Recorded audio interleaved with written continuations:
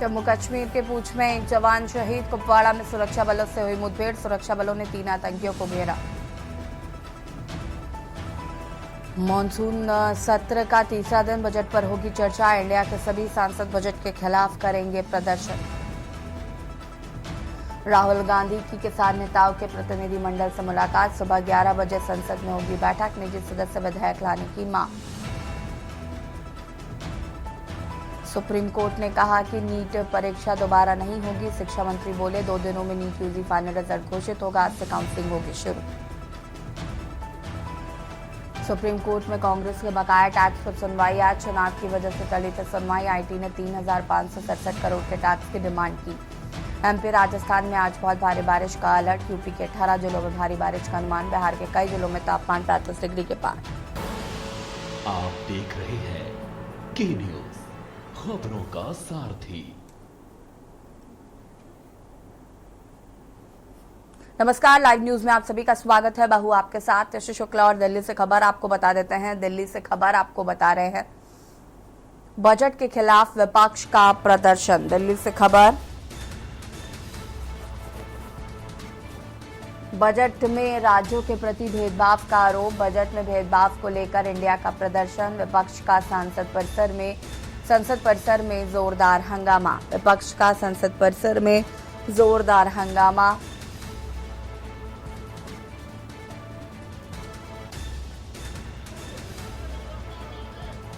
Budget में राज्यों के प्रति भेदभाव का आरोप।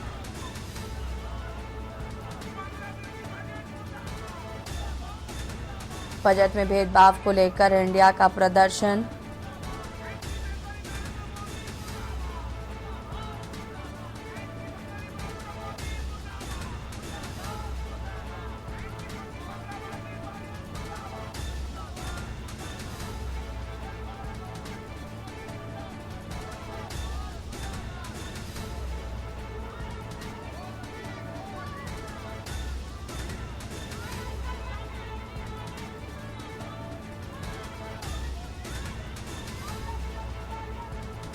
दिल्ली से खबर, जहां पर विपक्ष का बजट के खिलाफ जोरदार हंगामा। बजट में राज्यों के प्रति भेदभाव का आरोप लगा है। बड़ी खबर आपको हम बता रहे हैं। सदन के बाहर विपक्षी दलों द्वारा जमकर किया जा रहा हंगामा। टिकाऊ बजट है, सबको मालूम है, मैं नहीं बोल रहा हूँ।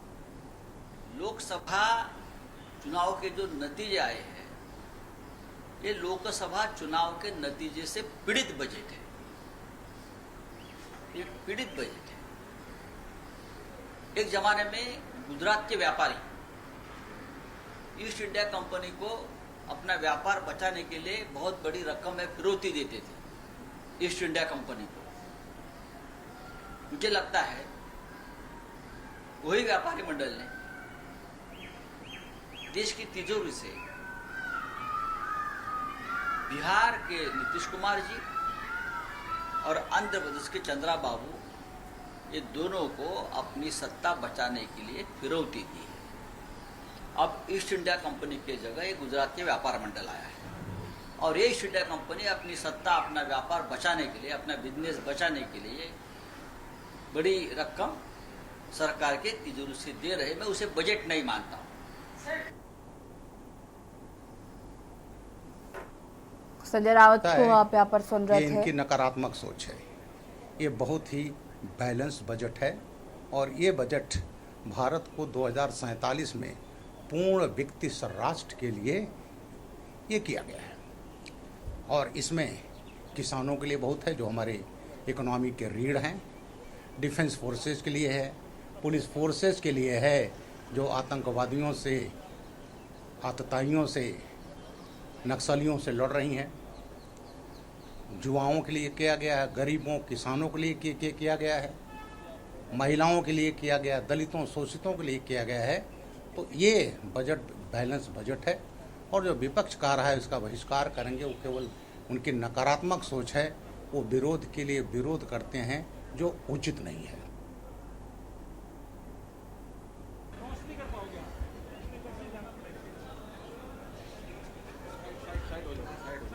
सर, आज प्रोटेस्ट करना है आप लोगों ने, क्या बात रखना चाह रहे हैं? नहीं, जो अन्याय हुआ सबको बजट में कोई न्याय नहीं मिला, वो न्याय दिलाने के लिए हम लड़ रहे हैं। तो वहीं ठहर सकता था मैं।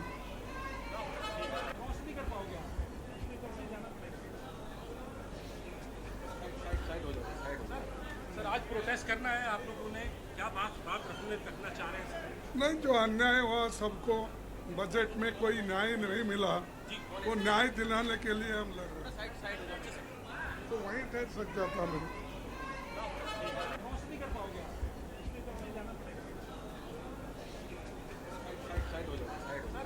सर आज प्रोटेस्ट करना है आप लोगों ने, क्या बात रखना चाह रहे हैं सर? नहीं, जो अन्याय हुआ सबको, बजट में। और एक और जहां पर विपक्ष का सदन के बाहर हंगामा देखने को मिल रहा है, वहीं आपको बता दें कि सदन के अंदर कार्रवाई शुरू हो गई है। कल वित्त मंत्री निर्मला सीतारमण ने बजट पेश किया था। उस पर किरण रिज्जू क्या कुछ कह रहे हैं, सुन लेते हैं। Sir, in this minister's reply stated, for especially Andhra Pradesh, only 34 crores has been sanctioned. Out of that, only 49 lakhs only has been spent, sir. What is the reason also, I would like from the Honorable Minister, and not only that, sir, I requested him also whether this 50 crores is going to be increased later, because 50 crores is a very small amount for a district, for a development, sir. And moreover, sir, one more thing also, whether this, the Prakasham district declared by Honorable Prime Minister with at the instance of my leader, Honorable CM Chandrababu Naidu Garu, that when will it start also operationally, whether they are going to take it up with the existing aspirational districts list also. Sir, I was trying to make the honourable member understand that aspirational districts are not given funds from out of the government revolving funds. They are given a delta ranking by virtue of which there is competition amongst all the 112 aspirational districts. The first district amongst those 112 per month gets 10 crore rupees. The district that comes second gets 5 crore rupees. Apart from that, there are sectors like health and nutrition and agriculture and water harvesting which are also assessed. And whoever comes first out of those 112 districts in these parameters is given 3 crores each. So there is no separate budget as such for aspirational districts. All schemes of the central government, all schemes of the state government, they are converged. There is then thereafter there is competition as to which is the best district. So all told, since its inception in 2018, 1,582 crores was given for aspirational districts program, which is devolved to the districts by virtue of delta ranking system. After this, in first phase, which was from 2019 to 22, it was 974 crores, and the second phase, which is from 22 to 24, is for 933 crores, which is still in progress. Now there seems to be a little bit of confusion in the honourable member's mind, and he is saying that whether we give funds. It is not us who give funds. The funds have been devolved by the Finance Ministry as presented by the Honourable Seetharaman, the Finance Minister. They have given a sizable package to Andhra Pradesh, and right now there is no extra money that can be given through Niti Aayog to these aspirational districts. It has to be a convergence of all schemes that are already in force, whether in the state level or in the central level. Shri माननीय सदस्य श्री रुद्र नारायण पानी। Sir, मैं उड़ीसा से आता हूँ, रुद्र नारायण पानी। धन्यवाद sir. प्रधानमंत्री जी के प्रति जगन्नाथ इसको पानी करना भैया। पानी PANY, पीने का पानी। सर, प्रधानमंत्री जी के प्रति जगन्नाथ महाप्रभु का असीम कृपा इस बार हुआ। संयोग से मैं एक आकांक्षी जिला से आता हूं, that is Dhenkanal. It is located in central Orissa. Sir, हर जिले में एक एक मेडिकल कॉलेज प्रतिष्ठा स्थापना किया जाएगा, ऐसा पिछले 10 साल में कहा गया है और आशा और विश्वास है कि इस आकांक्षी योजना के अंतर्गत ढेंकनाल जिला में एक क्या माननीय मंत्री जी का ये विचार है कि इस योजना के अंदर या किसी दूसरे तीसरे योजना के अंदर ढेंकनाल जिला में मेडिकल कॉलेज और हॉस्पिटल क्या बनाया जाएगा।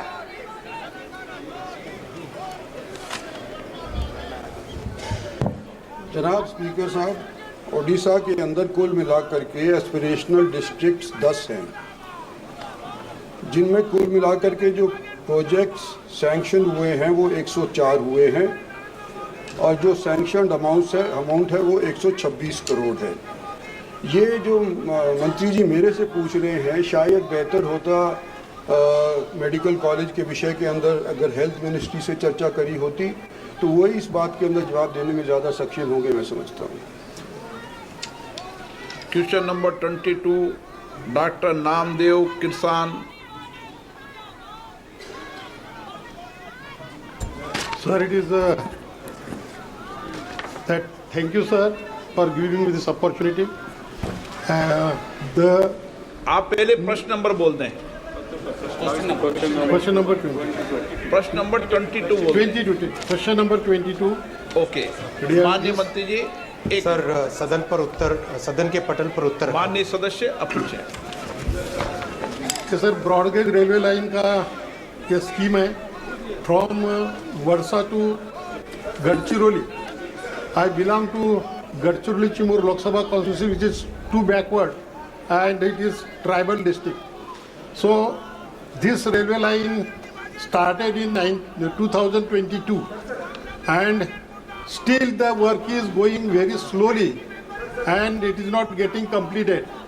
And another broad gauge railway line is from Nagpur to Nagbir. That is also the work is going on slowly. That is the replacement of narrow gauge with the broad gauge. And the honorable minister can give the ना ये पंजाब, ना हरियाणा, ना राजस्थान, ना छत्तीसगढ़, ना किसी state को कुछ नहीं, दिल्ली को नहीं दिया तो मैं कितने गिनूं, ओडिशा को कुछ नहीं दिया। तो ऐसा बजट मैं कभी नहीं देखा और ये सिर्फ किसी को खुश करने के लिए, कुर्सी बचाने के लिए वो ये सब हुआ है। इसका हम कंडम करते हैं और इस ढंग से बजट पेश अगर हो गया, मैं समझता हूँ कर्नाटक से आए हैं। नहीं, कर्नाटक से आए हैं सर। हमारी तो अपेक्षा ऐसी थी सबसे ज़्यादा मुझे ही मिलेगा, लेकिन वो इतना हमको तो कुछ नहीं मिला। तो इसका तो हम कंडम करेंगे, प्रोटेस्ट करेंगे और सारे इंडिया पार्टी अलायंस, सारे कन्याकुमारी से लेकर कश्मीर तक। नहीं, मैं बोल देता हूँ, उन्होंने तो बोलने में माता जी बोलने में तो एक्सपर्ट है, मुझे मालूम है। तो उसी तो माता जी नहीं, आपकी बेटी के बराबर हैं। मैं अपनी बात रख रहा हूँ। तो इसीलिए सर मैं कंडम करता हूँ। अगर आप जिस जगह अपोजिशन पार्टी चुन के आ गई, जिस जगह आपको निग्लेक्ट किया गया है या लोगों ने नकार दिया आपको, उस जगह कुछ नहीं मिला। और लोग अगर ऐसा आप करते गए, अगर बैलेंस नहीं होगा, डेवलपमेंट कैसा होगा? आज आपके साथ है, कल लोग वो दूसरों के साथ हो गए। ये तो लोग अलग समय में अलग अलग से करते हैं, इसीलिए मैं इसका कंडम करता हूँ। हम सभी पार्टी के लोग इसको कंडम करते हैं इस टाइप के एटीट्यूड के लिए। Sir, Honorable Finance Minister. Sir, thank you for giving me an opportunity to respond. Much before I respond, they would like to make a lot of noise and go away. In the true spirit of democracy, they don't even want.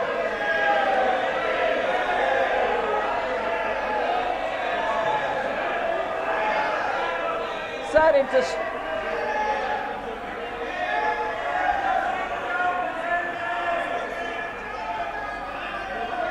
Nothing will go on record.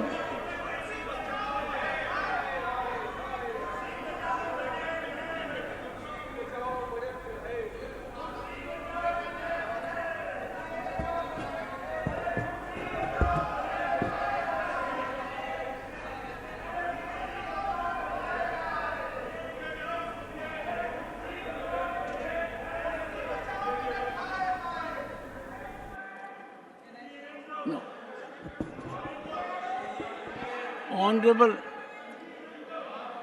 members, please. Honorable members, discussion on the budget was listed today, and I gave floor to the leader of the opposition in expectation that rules will be followed. I find it has been used as a ploy and a strategy. Honorable members, I strongly plead with you, democracy will be seriously threatened if disruption and disturbance are weaponized as a political strategy, as has been done now. Parliament is citadel of constitutional and democratic values and liberties. I am aghast, as a matter of fact, when during the day and days following, we'll have ample opportunity to reflect on the budget presented by the Honorable Finance Minister. There was absolutely no occasion, justification, even remotely, to avail the facility accorded by me for this purpose. I cannot persuade myself but to take serious exception to this unwholesome practice adopted by a senior member, leader of the opposition. I will call upon leaders of the parties to soul search, and my reflections about Rule 267, that in more than 3 decades it has been availed only for half a dozen occasions. And every day of the sitting, I get number of such requests. It is being taken as a routine exercise, as a habit. It has reduced itself to a farcical exercise. In spite of my serious observations yesterday, since no focus has taken place, I have again uploaded the same on your portal, Honorable Finance Minister, to the observations made. So thank you very much for giving this opportunity, although it is unfortunate that the opposition, particularly a senior leader of the opposition, Shri Mallikarjun Kharge, who stood up to say his views on what he heard of the budget yesterday. I would think, and maybe it's a bit too much to expect, that in the honor of democracy, at least the opposition would have stayed here to listen to what I have to respond now that the leader of the opposition raised issues on the budget which was presented yesterday and tabled in this House yesterday. Just to the point that he raised, that I have not named many states and probably spoke about only 2 states. There are a few points which I have to table here with your permission, voice here with your permission, as to what happens in a speech. Congress party has been in power for a very long time in this country. They presented so many different budgets, and they would know clearly that in every budget, you don't get an opportunity to name every state of this country. और यहाँ रुकेंगे छोटा सा break के लिए, जो हासिल होता है। आप देख रहे हैं के न्यूज़, खबरों का सारथी। ब्रेक के बाद एक बार फिर से आप सभी का स्वागत है और आपको बता दें कि दोनों ही सदन की कार्रवाई जारी है। दिल्ली से खबर आपको बता देते हैं। दिल्ली से खबर,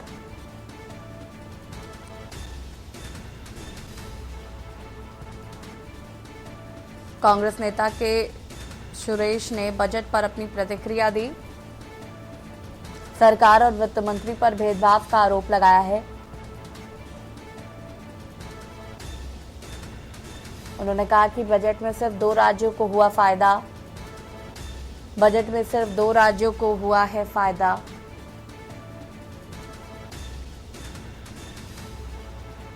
एनडीए सिर्फ अपनी सरकार बचाना चाहता है।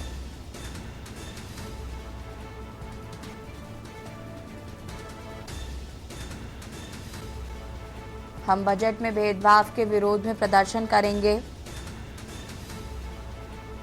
दिल्ली से इस वक्त की बड़ी खबर आपको बता रहे हैं, विपक्षी दलों द्वारा किया जा रहा है विरोध। नीति आयोग की बैठक में हिस्सा नहीं लेगा विपक्ष।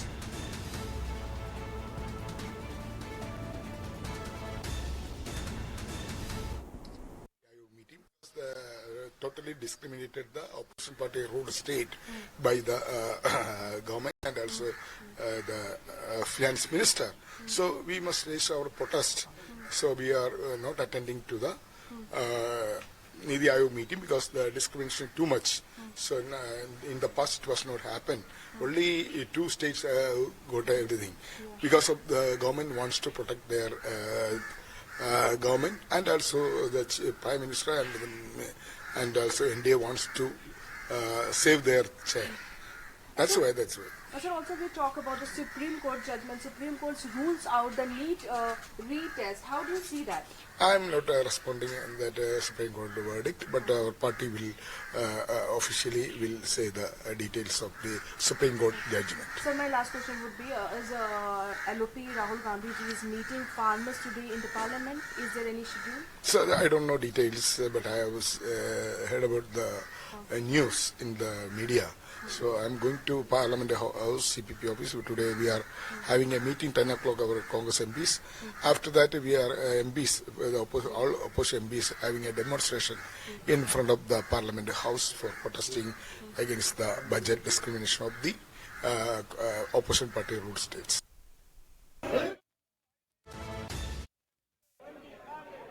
नेता केशुरेश ने बजट पर अपनी प्रतिक्रिया दी है। आपकी बता दें कि विपक्षी दलों द्वारा लगातार बजट को लेकर विरोध किया जा रहा है। विपक्षी शासित राज्यों के साथ विरोध का भेदभाव का आरोप लगाया गया है विपक्षी दलों द्वारा।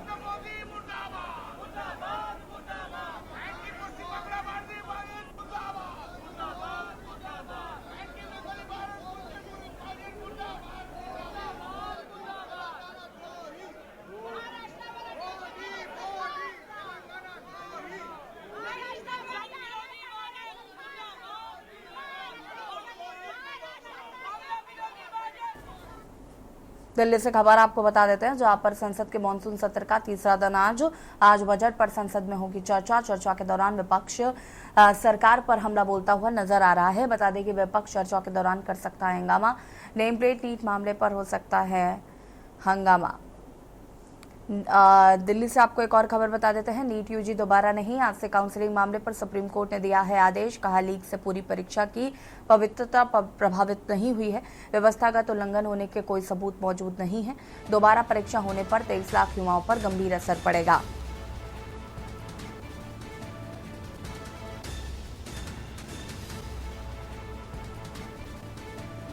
लीक से पूरी परीक्षा की पवित्रता प्रभावित नहीं।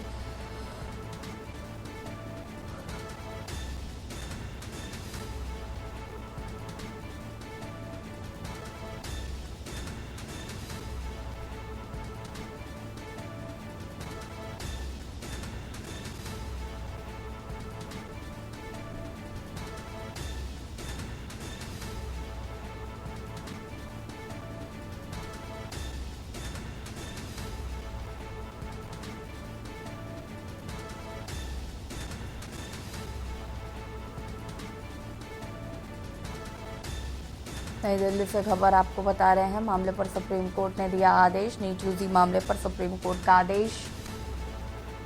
लीक से पूरी परीक्षा की पवित्रता प्रभावित नहीं। और यार रुकें छोटे से ब्रेक के लिए, जो हाजिर होता है। आप देख रहे हैं के न्यूज खबरों का। ब्रेक से वापस आ रहे हैं, मैं हूं आपके साथ सूरी चौहान। दिल्ली से खबर सामने आ रही है, नेता विपक्ष राहुल गांधी से आज किसान नेता मुलाकात करेंगे। अहम खबर, संयुक्त किसान मोर्चा किसान मजदूर मोर्चा के प्रतिनिधि से मुलाकात आज सुबह करीब 11:30 बजे, यानी कि अब से कुछ ही देर बाद ये मुलाकात होगी और 11:30 बजे संसद परिसर में ये मुलाकात होगी। संयुक्त किसान मोर्चा किसान मजदूर मोर्चा के प्रतिनिधि मिलेंगे।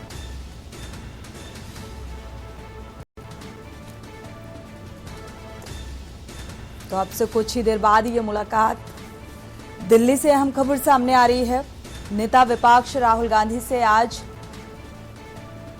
ये मुलाकात है संयुक्त किसान मोर्चा की और किसान मजदूर मोर्चा। तो कई अहम मसलों पर बातचीत करने के लिए इस लिहाज से इस मुलाकात को जोड़कर देखा जा रहा है।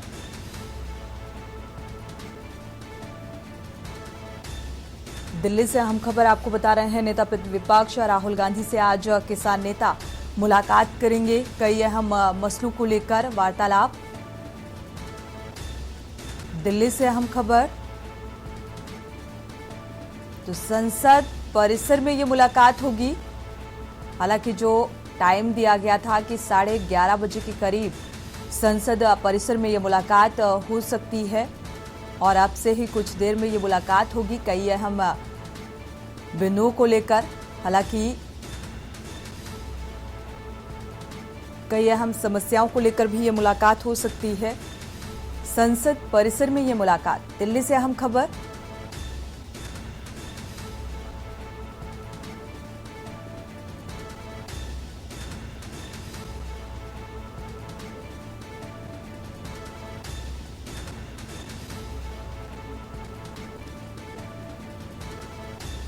दिल्ली से अहम खबर सामने आ रही है।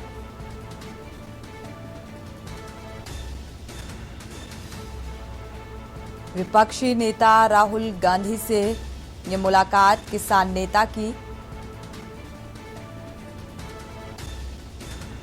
संयुक्त किसान मोर्चा और किसान मजदूर मोर्चा के प्रतिनिधि मुलाकात करेंगे। तो इस मुलाकात के बाद क्या कुछ निकलकर सामने आएगा, ये फिलहाल देखना होगा।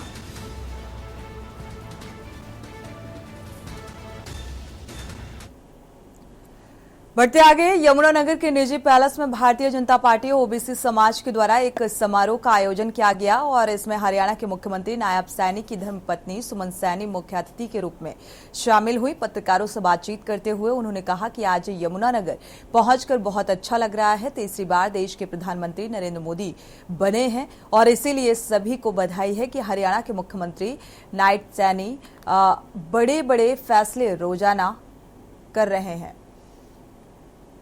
उन्होंने ये भी कहा कि भारतीय जनता पार्टी की सरकार से आज हर वर्ग संतुष्ट है और इस बात का भी जिक्र किया कि जिस तरह से लोगों ने मन बना लिया था कि तीसरी बार देश के प्रधानमंत्री नरेंद्र मोदी ही देश के कमल की कमान संभालेंगे और इस तरह हरियाणा की जनता ने भी अब मन बना लिया है कि नायब सिंह सैनी को एक बार फिर से मुख्यमंत्री बनाना है। सुमन सैनी ने ये साफ तौर पर कहा कि कांग्रेस बीजेपी सरकार से हिसाब मांग रही है, लेकिन हम कह सकते हैं कि कांग्रेस ने 55 वर्षों में क्या कुछ किया वो उसका हिसाब दे।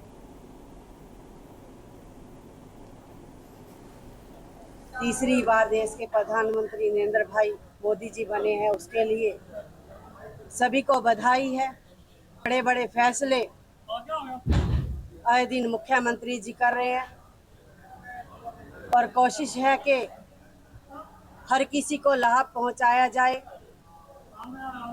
भारतीय जनता पार्टी की सोच रही है पंक्ति में अंतिम व्यक्ति तक विकास करना और हर किसी को वर्ग को लाभ पहुंचाना। चाहे किसान की बात करें, चाहे मजदूर की बात करें, चाहे महिला की बात करें, चाहे युवाओं की बात करें, आज हर वर्ग संतुष्ट है। उसी का नतीजा है कि तीसरी बार देश की कमान भारतीय जनता पार्टी आदरणीय नरेंद्र भाई मोदी जी ने संभाली है।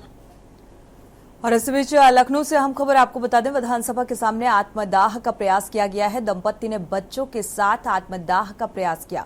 अवैध कब्जेदारों से परेशान होकर ये कदम उठाया। गेट नंबर 4 के सामने आत्मदाह करने की कोशिश। पुलिसकर्मियों ने सभी को आत्मदाह करने से फिलहाल रोका है। हजरतगंज पुलिस की पीड़ितों से पूछताछ जारी है। पूछताछ में पीड़ित ने खुद को उन्नाव निवासी बताया है और सूरजबली पत्नी समेत बच्चों संग ये परिवार पहुंचा हुआ था। सीएम आवास पर सुनवाई न होने पर आत्मदाह करने का प्रयास किया।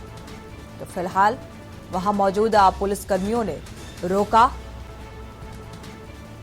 परिवार संग आत्महत्या करने की, आत्मदाह करने की कोशिश, हालांकि पुलिसकर्मियों ने फिलहाल रोका है और पूछताछ जारी है।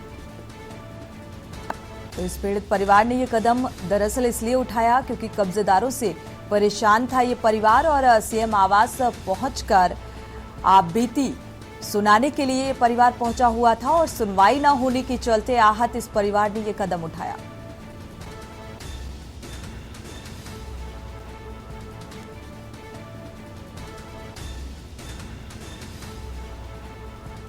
लखनऊ से अहम खबर, हालांकि ये कोई पहला मामला नहीं है। अक्सर उचित कार्रवाई न होने के चलते, उचित सुनवाई न होने के चलते इस तरीके के कदम उठाए जाते हैं और अक्सर विधानसभा के सामने ये देखने को मिलता है कि आत्मदाह करने की कोशिश थक हार कर ये पीड़ित मजबूर होते हैं। एक बार फिर से ऐसी ही खबर सामने आ रही है लखनऊ से।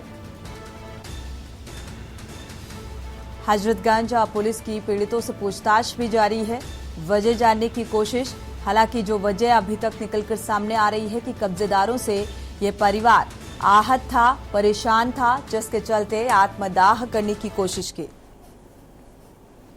बढ़ते आगे, लखनऊ से हम खबर, ऑटो चालक पर नर्स ने आरोप लगाया, कपड़े फाड़ने का आरोप लगाया गया है, दुष्कर्म के प्रयास का आरोप लगाया है और निजी अस्पताल की नर्स ने ये आरोप लगाए हैं। जंगल में ले जाकर बंधक बनाने का भी आरोप लगाया गया है।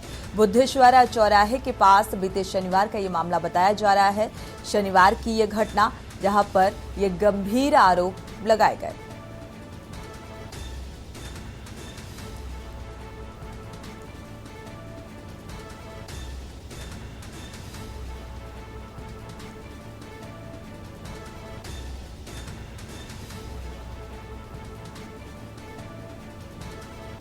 जंगल में ले जाकर बंधक बनाए जाने का आरोप, बुद्धेश्वर चौराहे के पास की ये घटना, शनिवार का ये मामला बताया जा रहा है। लखनऊ से अहम खबर, ऑटो चालक पर नर्स ने ये गंभीर आरोप लगाए हैं। तो कपड़े फाड़ने और दुष्कर्म का प्रयास करने का आरोप लगाया गया।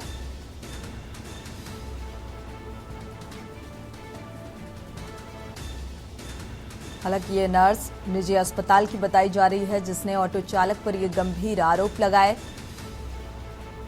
और बंधक बनाए जाने का भी आरोप लगाया गया है।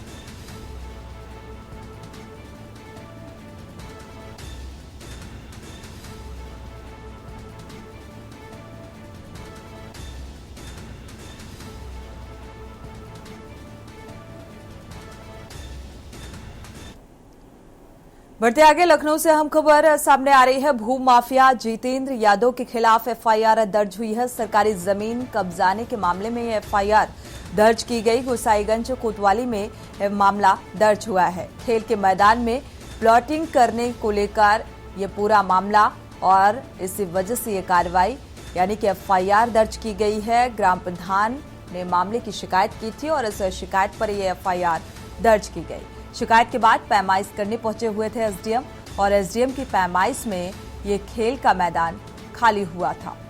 तो पैमाइश के बाद भूमाफिया ने फिर से कब्जाने की कोशिश की और इसी के चलते ये मामला दर्ज किया गया है। आगे देखना होगा कि आखिर भूमाफिया के खिलाफ किस तरीके से प्रशासनिक स्तर पर कार्रवाई की जाती है।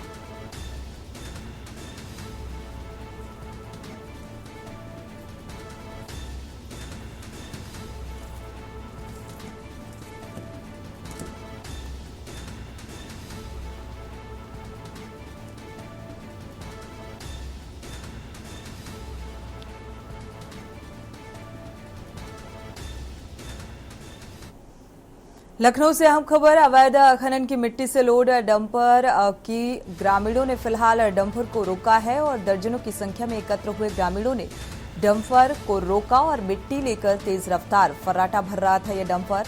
और गोसाईगंज में रोज रात में फर्राटा भरता हुआ नजर आता है। ओवरलोड डंपर स्थानीय पुलिस की मिलीभगत से अवैध खनन का कारोबार धड़ल्ले से जारी है।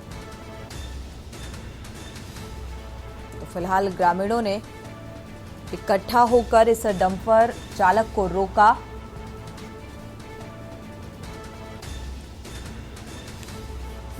जो रात के अंधेरे में फर्राटा भरता हुआ नजर आता है। ओवरलोड डंपर यानी कि खनन का कारोबार, अवैध तरीके से खनन का खेल जारी है और स्थानीय पुलिस प्रशासन की मिलीभगत से ये सारा खेल जारी है।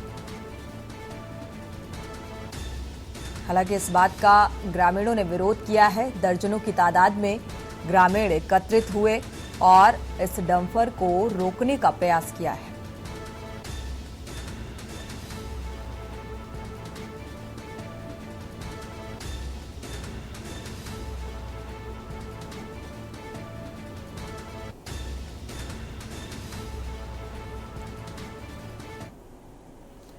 लखनऊ से खबर 29 जुलाई को बीजेपी कार्य समिति की बैठक हुई है और बीजेपी पिछड़ा वर्ग मोर्चा कार्य समिति की ये बैठक विश्वा सुरैया सभागार में ये बैठक होगी। राज्य मंत्री नरेंद्र कश्यप बैठक में रणनीति बनाएंगे। मोर्चे के पदाधिकारी संग ये नई रणनीति बनाई जाएगी इस बैठक में और बैठक में प्रदेश के पदाधिकारी भी शामिल होंगे। बैठक में रणनीति को अंतिम रूप दिया जाएगा।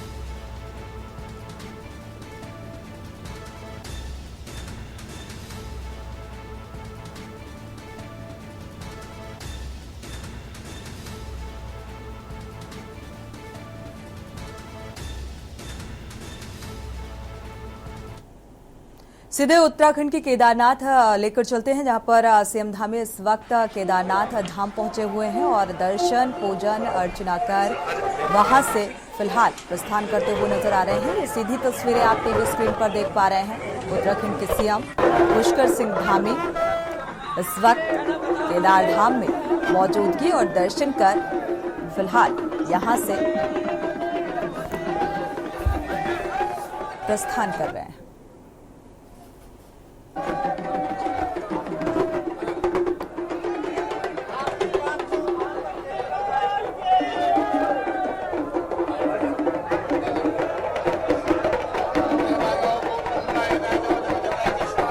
सीधी तस्वीरें केदार धाम की हैं, केदारनाथ धाम की, जहां पर पूजा अर्चना के साथ ही दर्शन के साथ ही तस्वीरें सामने आ रही हैं। मंदिर से बाहर निकलते हुए उत्तराखंड के सीएम पुष्कर सिंह धामी की तस्वीरें और साथ ही जो पूजा अर्चना है वो विधिवत तरीके से संपन्न कर और लोगों से मुखातिब होते हुए आगे बढ़ रहे हैं।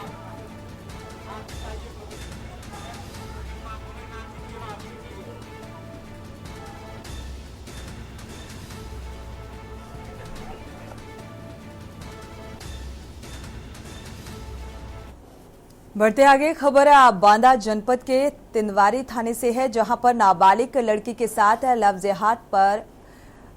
जिहाद का ये मामला सामने आ रहा है। धर्मांतरण के मामले को लेकर बजरंग दल और विश्व हिंदू परिषद के कार्यकर्ता थाने में पहुंचकर थाना अध्यक्ष से विरोध जताया और इसको लेकर थाना अध्यक्ष की ओर से कार्यकर्ताओं के बीच कहासुनी भी हुई और इस दौरान पुलिस ने बजरंग दल के 2 कार्यकर्ताओं की थाने के अंदर जमकर पिटाई भी कर दी। नाराज सैकड़ों कार्यकर्ता देर रात पुलिस अधीक्षक के आवास पर पहुंचकर पुलिस प्रशासन के खिलाफ जमकर नारेबाजी की और पुलिस अधीक्षक का बांदा का पुतला दहन किया गया, यानी कि पुतला दहन कर नाराजगी जताई और अपर पुलिस अधीक्षक ने पूरे मामले की जांच सीओ सदर को सौंप दी है और इस पूरे मामले की जांच कर कार्रवाई का आश्वासन दिया गया है।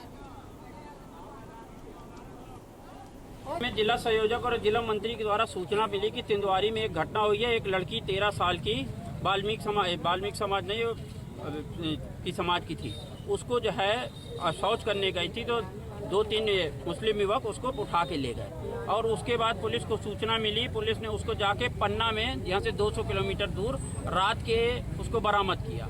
उसके बाद उसने 363 का मुकदमा भी लिखा, 161, 163 के बयान की प्रक्रिया चल रही थी। उसके बाद हम गए, हमारे साथ हमारा संयोजक और हमारा मंत्री गया जिले का, विश्व हिंदू परिषद का संयोजक। और उसके बाद हम लोग जब वहाँ पर गए तो उसने कहा एक आदमी आओ, एक आदमी बात कर लेंगे। उसके बाद फ़ोन डाले थे जेब में, तो ऐसा थोड़ी नहीं कि फ़ोन डाले हैं तो कैमरा ही चल रहा है। उसके बाद उन्होंने जो है हमारे कार्यकर्ताओं के साथ वो अभद्रता की है बिल्कुल फिल्मी स्टाइल में। उसने अपना जो कैमरा लगा था उसको ऑफ कर लिया। उसने राधा मोहन तिवारी है कोई कोतवाल।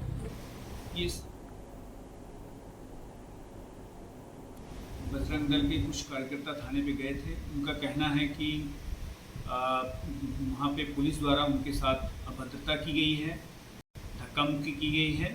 इस संबंध में जो है क्षेत्राधिकारी सदर को। वक्त एक छोटे से ब्रेक का, लौटेंगे। आप देख रहे हैं के न्यूज, खबरों का सारथी। ब्रेक से वापस आ रहे हैं। इस बीच बड़ी और अहम खबर सामने आ रही है। नेपाल के काठमांडू में विमान हादसा हुआ है। बड़ी खबर इस वक्त की, दरअसल नेपाल में एक बड़ा हादसा, नेपाल की राजधानी काठमांडू में एक विमान क्रैश हो गया है। इस वक्त की बड़ी और अहम खबर सामने आ रही है। बताया जा रहा है कि सूर्या एयरलाइंस के इस विमान में 19 लोग सवार थे। तो ये बड़ा हादसा और उड़ान भरते वक्त ये हादसा हुआ है, क्रैश हुआ विमान। तो फिलहाल राहत बचाव कार्य जारी है। घटनास्थल पर टीमें पहुंची हुई हैं, लगातार रेस्क्यू किया जा रहा है। प्लेन क्रैश में कई लोगों की जान जाने की भी आशंका जताई जा रही है।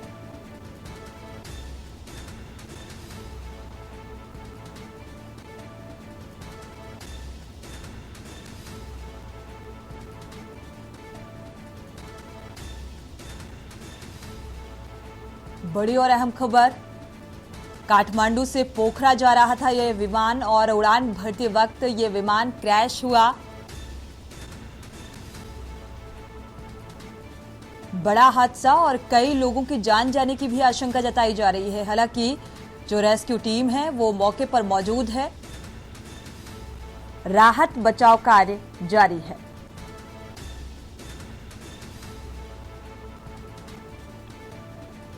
तो फिलहाल राहत बचाव के कार्य के लिए टीमें घटनास्थल के लिए रवाना हो चुकी हैं। मौके पर राहत बचाव कार्य जारी और इस प्लेन क्रैश में कई लोगों की जान जाने की भी आशंका जताई जा रही है। हालांकि तस्वीरें भी सामने आ रही हैं इस हादसे की। बड़ा हादसा, 19 लोग सवार थे इस प्लेन में।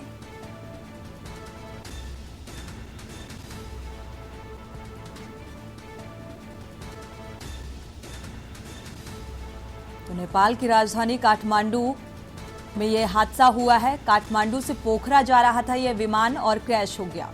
19 लोग सवार थे बताया जा रहा है।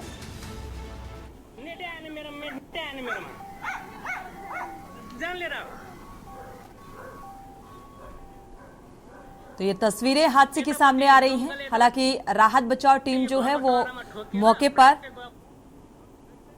घटनास्थल पर पहुंची हुई है और राहत बचाव कार्य जारी है। और जिस तरीके से ये धुएं का गुबार उठ रहा है, विमान पूरी तरीके से क्रैश हो चुका है, जलकर राख हो चुका है और 19 लोग सवार थे इस विमान में बताया जा रहा है।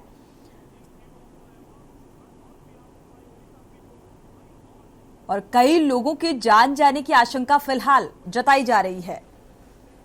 और जैसे ही ये विमान उड़ान भरता है और उड़ान भरने के दौरान ही क्रैश हो जाता है। तो एक बड़ा हादसे की ये तस्वीर सामने आ रही है। एक्सक्लूसिव तस्वीर आप देख पा रहे हैं के न्यूज में। हादसे की ये तस्वीर, 19 लोग सवार थे बताए जा रहे हैं। फिलहाल घटनास्थल की ये तस्वीरें सामने आ रही हैं। टीम जो है राहत बचाव टीम मौके पर मौजूद है, रेस्क्यू जारी है। कितने लोगों की जान गई ये अभी तक स्पष्ट नहीं है। तो मौके पर राहत बचाव कार्य जारी है। 19 लोग सवार थे इस विमान में ये बताया जा रहा है। और जब विमान उड़ान भरता है उसी दौरान क्रैश होता है। तो बड़े हादसे की ये तस्वीर।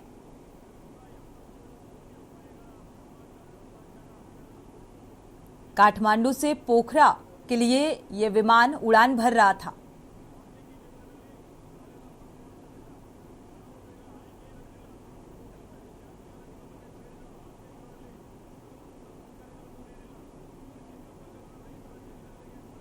तो ये तस्वीरें सामने आ रही हैं जहां पर ये विमान क्रैश हुआ।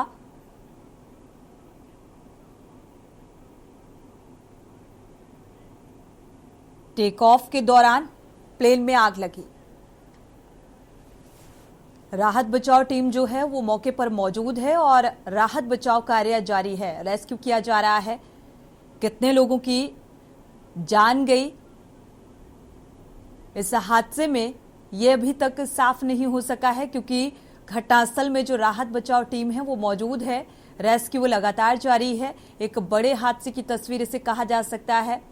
काठमांडू से पोखरा के लिए उड़ान भर रहा था ये विमान।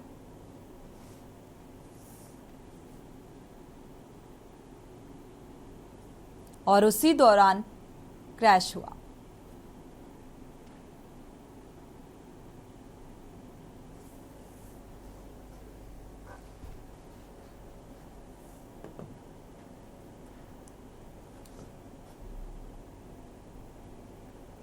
इसी के साथ बुलेटिन में इतना ही। आगे खबरों के लिए आप देखते रहिए के न्यूज इंडिया।